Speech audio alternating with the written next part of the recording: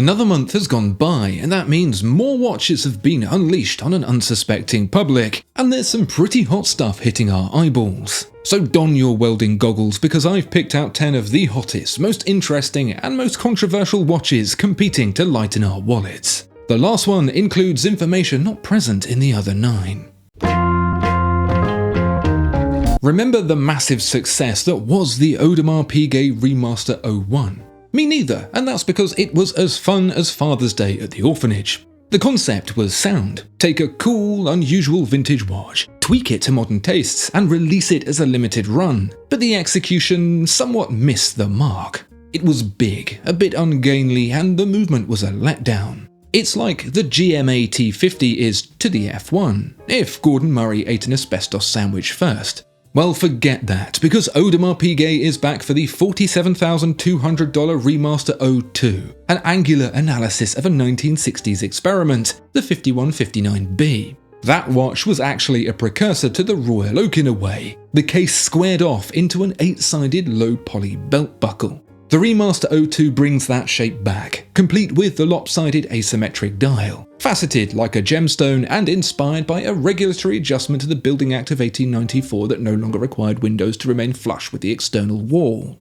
The original watch was small, surprisingly dainty at just 27.5mm, with elegant polished surfaces and minimal branding, so naturally Audemars Piguet threw all that out the bay window.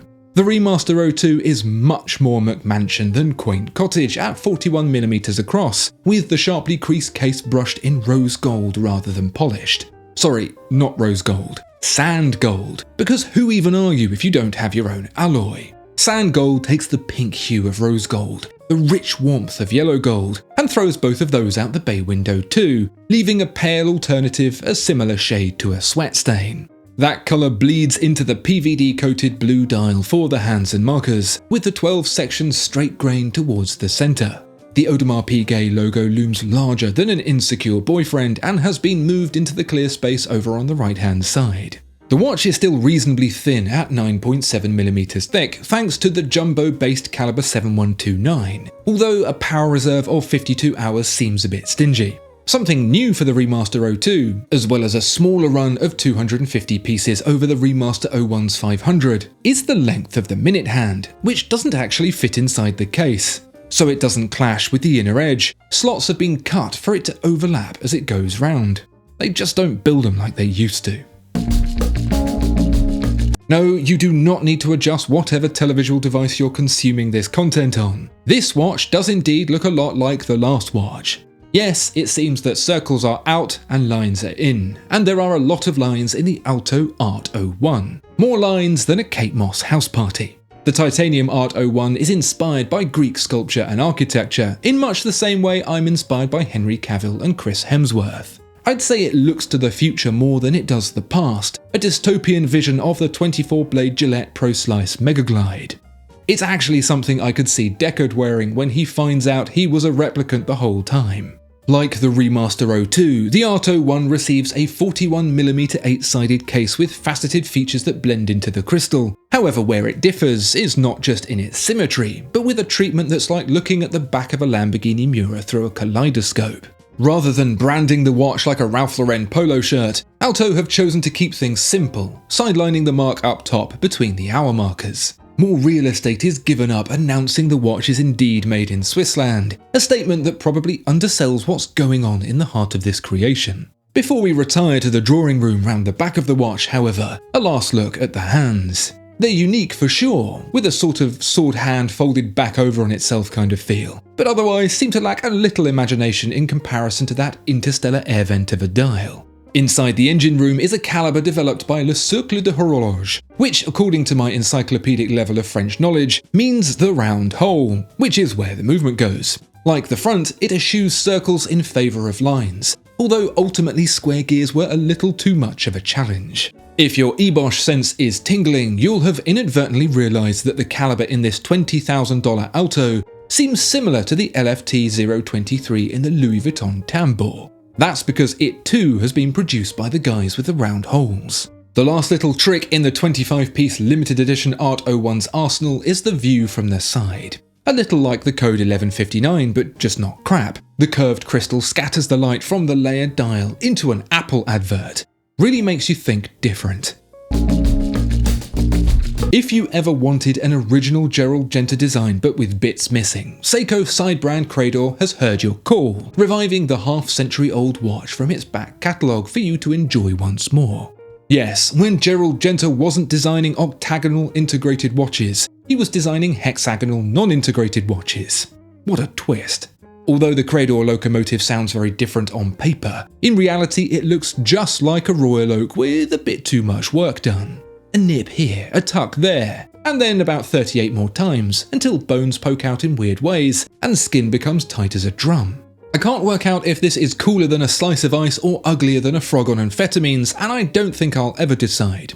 In the meantime, it's a 300-piece limited edition of a watch created for Credor by Gerald Genta in 1979. It's 38.8mm of titanium 8.9mm thick and houses the new, but hidden, caliber CR01, which puts out 45 hours of power. At $12,000, it's going to leave collectors even more uncertain. Perhaps this might throw some fuel on the fire. Despite Japan being the arch nemesis of Switzerland during the 70s, Genta spent a lot of time there, becoming friendly with the people at Seiko. Rather than rejecting the future, he embraced it, giving design talks to Seiko to inspire the team. He even encouraged them to bring the organic shapes of nature into their watches, so Grand Seiko fans can thank him for that too. The Locomotive was created as a favour for Seiko, a watch to help them compete with the success of the Royal Oak and Nautilus. It was also the last iteration of design before Genta put his name on the Grand Sonnery, which also featured the centrally mounted bracelet. It depends how much of a fan of Gerald Genta you are, I suppose. If you've just got to catch them all, this is a critical piece of the puzzle. If you're British and were a child of the 90s, I'm about to blow your mind. Remember Neil Buchanan from the TV show Art Attack, where he'd teach you how to draw stuff and do the big art attacks and whatnot? Well, not only was he in a semi-successful 1970s rock band called Marseille, he was also Smarty Arty in that other kids' TV show, Zap. For those of you who don't remember Zap, or are just wondering what the hell I'm talking about, Zap was like a comic book come to life, with different characters in different segments doing pretty much the same thing they did last week. So, like Little Britain, but not complete dogshit. Smart Arty was one of those characters, and every week he would take his black marker pen and encourage children to draw on the walls, under the impression that what was drawn would come to life.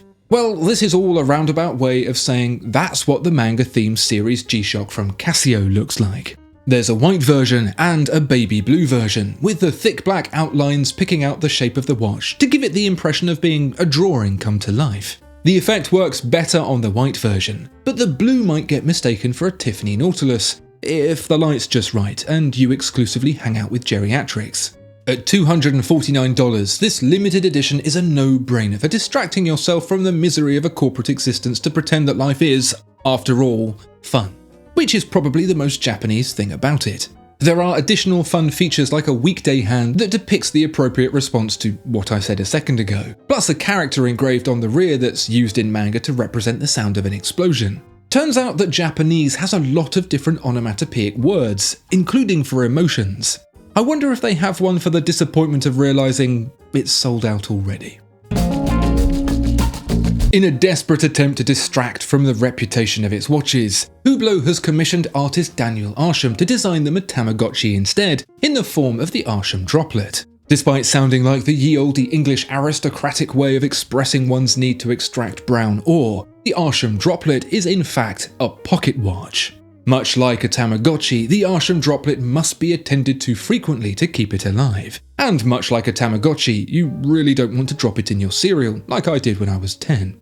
Unlike a Tamagotchi, however, this one's not $20, closer to $100,000. For that, you get the 10-day Power Reserve Mecha 10 caliber sealed inside a sapphire dribble that can be worn as a pendant, a pocket watch, or housed within a table display as a clock. This 99-piece limited edition uses 17 seals to give it a water resistance of 30 meters, which should be fine to wear whilst washing the dishes or watering the plants or what have you. You know, normal pocket watch stuff. Those who know me best know I'm a sucker for things I put in my mouth, and the minty fresh gloss of the Arsham Droplet, especially in its final clock form. checks more boxes than an Amazon packer. Between this and the MP15 Akashi Murakami, Hublot has actually been making things I like. I think what I like most about the Arsham Droplet is how it looks like a very expensive doctor's surgery waiting room toy. It's pretty damn cool as it is, but it would be even cooler if I could hoop those rings around some pins to score some sweet points whilst waiting for a checkup. Like a wasp in a jam factory, it seems the MoonSwatch just won't go away, because it's back for a fresh round of corporate fun with the Mission to Earth series. We all have that one friend that's never stopped saying, "We're there!" like the Budweiser commercial. Well, had that one friend, because we severed contact since they wouldn't stop saying, "We're there!" Swatch is still saying, "We're there!" and is showing no signs of stopping. Instead of wandering further afield from our solar system, this series returns back to Earth to draw inspiration from the desert, lava and the polar lights for an array of brown, orangey red and Tiffany blue colours that Helsinki referred to as the most creative MoonSwatch releases yet. That can be true and still be an insult, I suppose. As well as the 3 new colours, each has a special extra something to make it stand out. The Polar Lights has a glossy blue bezel insert and a sparkly dial inspired by Aventurine. The Lava has black subdial rings to mimic the also orange Ultraman. The beige one has the power to sap one's will to live. All 3 have a radial subdial marking like the Alaska Project 3, and all 3 are rather annoyingly actually pretty cool. I feel like a sheep miraculously gifted with intelligence that used it to take the bus to the abattoir.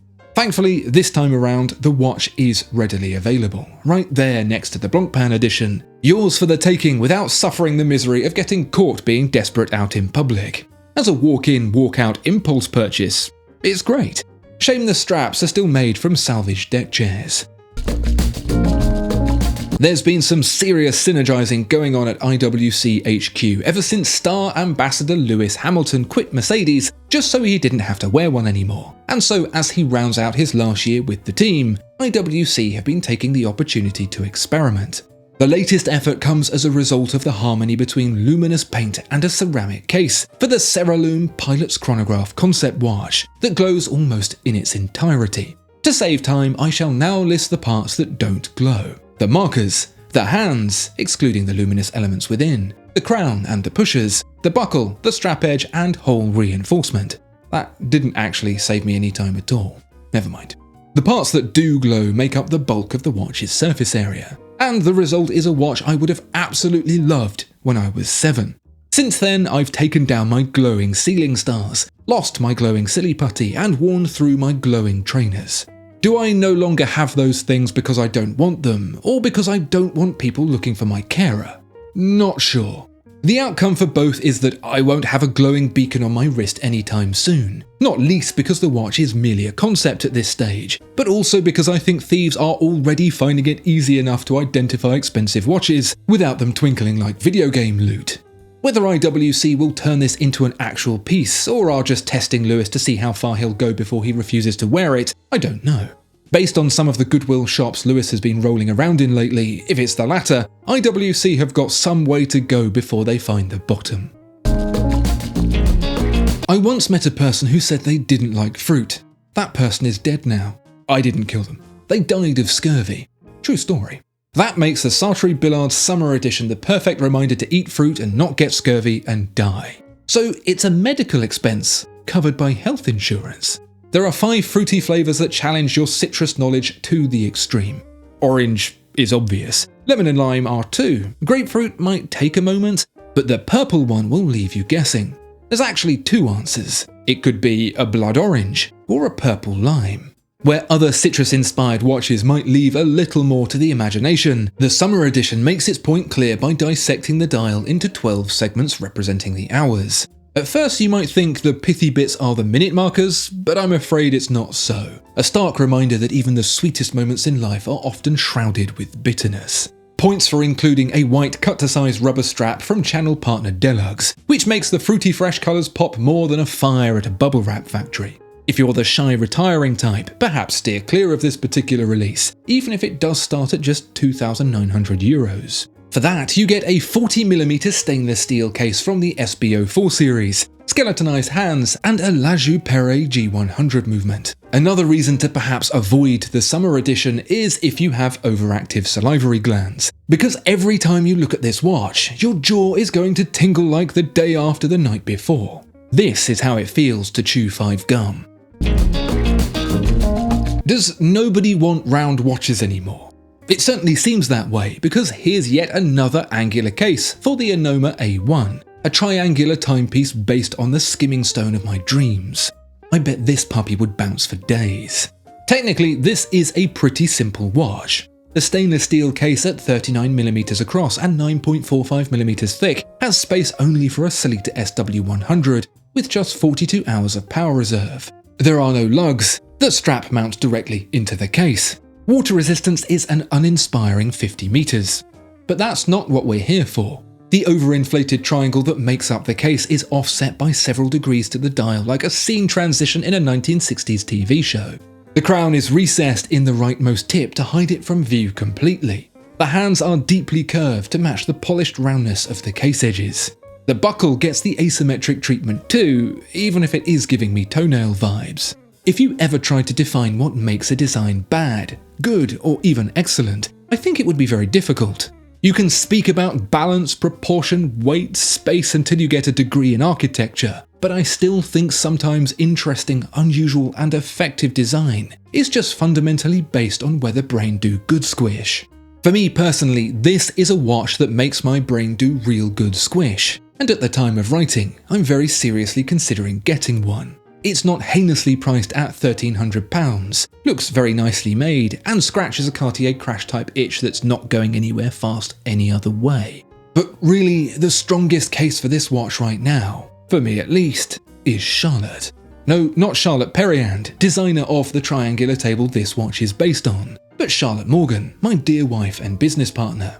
She also likes this watch, and since watch purchases in this household need the same level of authorization as a nuclear launch, that means I've already got the green light. If you're a fan of automobiles, as I am, and haven't already watched Henry Catchpole's excellent piece on the new Bugatti Tourbillon over on the Haggerty channel, then I urge you to do so right after we wrap up here. As well as unveiling the Tourbillon's incredible analog dash inspired by expensive Swiss watchmaking, he also talks about what the tourbillon represents and why it's called that at all. See, on the face of it, it's called tourbillon because it means whirlwind in French, and because the dial looks a bit tourbillon-y. But Henry actually unveils some deeper thinking, which is that as the march of electric technology seeks to take supercars in a faster, more whiny direction, buyers of said vehicle are taking a bit of a stand. No, they want emotions, not stats. They'll sacrifice numbers on paper for a more tactile experience. As such, the Bugatti Tourbillon gets a high-revving, naturally aspirated engine, albeit with some electrification, but nevertheless moves into a new breed of engineering developed to be enjoyed rather than to break records.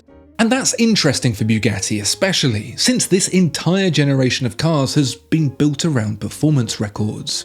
Once you've finished Henry's Bugatti video, check out the one where he drives a McLaren F1 back-to-back with the GMA T50. That's what driving should be. And watches, they're the same. The tourbillon is superfluous, excessive, unnecessary. It serves no God-given purpose in this world today. Yet it's pure, optimized emotion. It makes eyes dance, hearts sing, and wallets tremble. Anachronistic it may be, but that's entirely the appeal. It's cosplaying as the heroes you grew up with, or even the heroes your parents admired. Makes sense then that the watch that pairs with this incredible machine is an incredible machine of its own. It is the $340,000 Jacob & Co Bugatti Tourbillon, and yes, it has a tourbillon. It's a flying tourbillon, so no overhead bridge, with a 30-second rotation, which makes it a feisty little bugger. Hours and minutes are retrograde, with the hours jumping as well. And of course there's the Sapphire V16 engine, complete with 16 titanium pistons, wound and activated by the crown at 6 o'clock. To set the time is a crown on the caseback, which leaves 12 o'clock free for the famous horseshoe grille. You get 20 engine activations per wind, plus 48 hours for the main timekeeping element, and keeping tabs on all that power is a twin retrograde power reserve meter. with the smaller blue hand watching over the V16 and the bigger red hand everything else. This whole dial ensemble mimics the Bugatti's dash, which in itself mimics Swiss watchmaking, so we've got ourselves into a bit of a logic loop here. Regardless of what you think of either Bugatti or Jacob & Co, I think it's absolutely awesome that both these machines exist. Engines aren't just to get you to work, and movements aren't just to tell you the time. And when pushed to the extremes, they become a totem to the incredible capabilities achievable with the right amount of blood, sweat and tears. With watchmaking, even those are scaled down. That's my selection of the hottest watches right now. What's your favourite, and have you seen any others that light your torch? Let me know in the comments. And thank you to my wonderful Patreons who you can join via the link in the description. Thanks for watching, and remember, when life gives you lemons, slice them up and sell them in watches. See you next time.